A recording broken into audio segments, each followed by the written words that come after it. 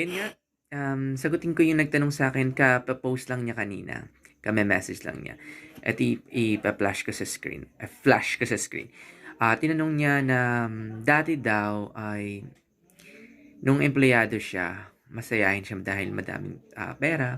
Pero nung most recently, nung nagnegosyo siya, naging depressed na siya at naging malungkutin na. And then kasi parang di ba may quotation tayong pinaninindigan sa buhay na walang yumayaman sa pagiging empleyado. Pero sa pagiging negosyante, merong yumayaman. Pero depende yun sa ano natin depende yun sa passion natin Hindi ka naman pwedeng biglaan magninegosyo, di ba?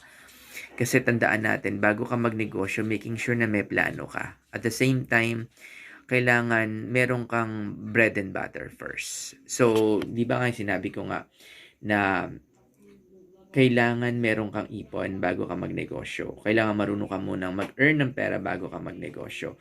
Ang pagnegosyo kasi dyan is very risky. So, these are the money that you're willing to lose. So, hindi na natin may babalik. Kailangan set aside yan. At the same time, so kailangan marami ka ring connection. Ito mapapayo ko.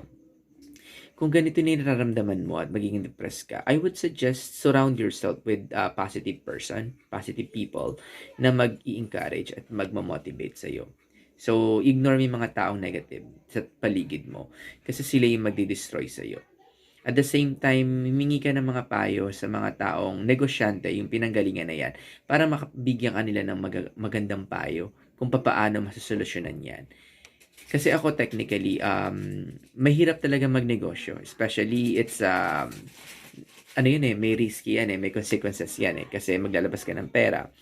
At the same time, hindi natin alam kung kikita o hindi. So, pinag-aaralan din yan. So, I would suggest magsimula ka sa small.